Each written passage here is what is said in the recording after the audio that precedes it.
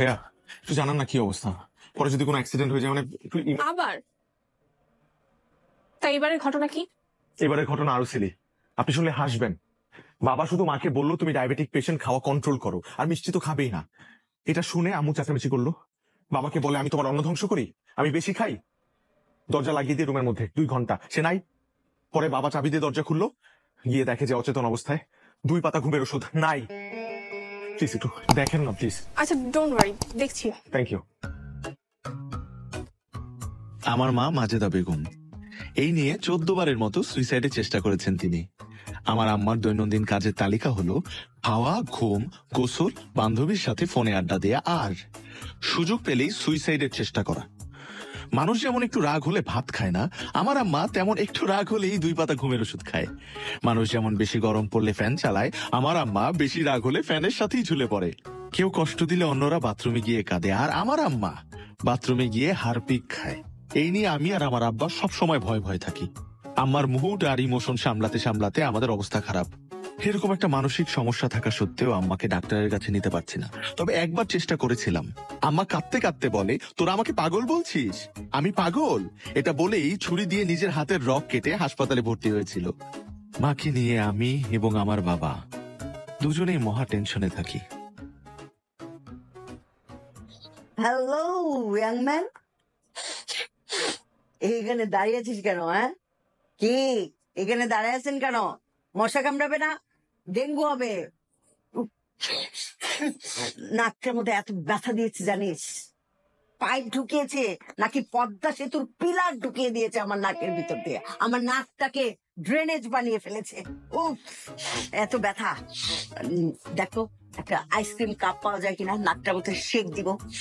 আপা এই অবস্থা তো কথা বলাই যাবে না, আইসক্রিম তো ভুলেও না। হারামজাদা, তুই তাহলে আমার নাকে ব্যথা দিয়েছিস বুঝলাম, কাজ জানিস না তুই। এর আগে 4-5 বার আমি ওয়াশ করিয়েছি, কিন্তু কখনোই আমার নাকে এত ব্যথা হয়নি। ও দেখ না দাঁড়িয়ে আছিস কেন? আইসক্রিম কি ব্যাপার? তোমার কি চৈতন্যবোধ নেই? হ্যাঁ, ইউ ডোন্ট কেয়ার মি। ভাইজান আইসক্রিম খাওয়া যাবে না কিন্তু। মার না আরেকটা চট। Follow me, bye. অনেক অফিসে তোর কাজের চাপ কেমন রে? বেশি একটা না, এখন অফ সিজন তো ক্লায়েন্ট কম আসছে। ওহ দ্যাটস গুড। আগামী শুক্রবার তোমরা কোনো প্ল্যান রেখো না? কেন মা, কোথাও ঘুরতে যাবো? আরে না, গত সপ্তাহে আমার এক স্কুল জীবনের বন্ধুর সাথে 20 বছর পর দেখা। ও, আমরা তার বাসায় যাচ্ছি? জি না, পুরো কথাটাকে শেষ করতে দাও। সব সময় কথার মধ্যে নাক গলানো তার একটা বদ অভ্যেস। Sorry sorry. শোন না, গতকাল আমার ওই বন্ধুর বাসায় গিয়েছি, ওর একটা মেয়ে আছে, দেখলাম পরীর মতো সুন্দর। আমি আর দেরি করলাম না, মোবাইলটা ফাট করে বের করে দেখালাম যে দেখো আমার ছেলে কত সুন্দর। বাস কথাবার্তা ফাইনাল, আগামী শুক্রবার তোদের দুজনের এনগেজমেন্ট।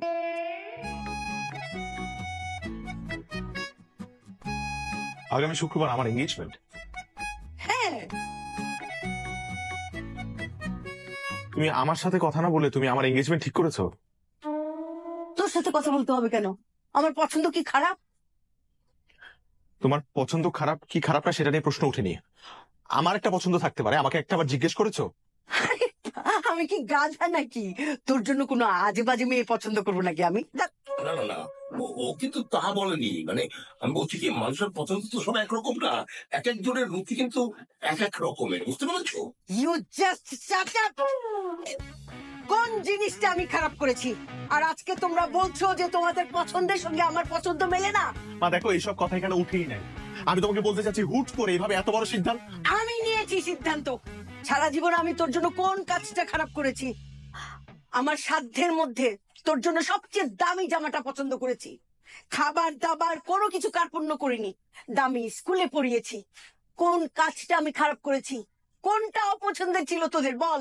আর আজকে বলছিস তোদের পছন্দ আর আমার পছন্দ আলাদা, তোদের রুচিবোধ আলাদা, আমার রুচিবোধ আলাদা, মেলে না তোদের সঙ্গে। আস্থা নেই না মায়ের উপর? তোর রুচি খারাপ, তোর বাপের রুচি খারাপ, তোদের 14 গোষ্ঠীর রুচি খারাপ। ঠিক আছে, হায় হায়, আমার রুচি খারাপ। আমি এই জীবনই রাখবো না। আমার এই জীবন রেখে কি হবে? এই জীবনই আমি রাখবো না। কোথায় যাচ্ছ? ও আল্লাহ, কোথায় বাবা? আল্লাহ, কোথায় যাচ্ছ? আমি এই জীবনই রাখবো না। মা! আল্লাহ গো, আল্লাহ, আমি এই জীবন রাখবো না। বাবা সে যাতে একা বাথরুমে যেতে না পারে, তুমি বাথরুমে যাবে তার সাথে, আর রুম যাতে লক না করতে পারে। এই চালু এই করো। জীবন, অনিক! এই অনিক! জীবন আমি রাখবো না। কিসের কি? রাখো তুমি। এই অনেক Just shut up your mouth. আমার ছেলে বলেছে আমার পছন্দ খারাপ, এই জীবন রেখে লাভ কি? তোর মাকে তো খারাপ চাই, খারাপ চাই। ঠিক আছে, তোমাদের পছন্দের মেয়েকে আমি বিয়ে করবো। Oh, really? I'm surprised. Thank you, my boy. Get ready next Friday. You can't imagine. She's so beautiful. Hey, আমি কি আমার ছেলের কখনো খারাপ চাইবো বল? কখনই না। আরে মেয়েটাকে দেখলে তোমাদের দুজনেরই দারুণ পছন্দ হবে।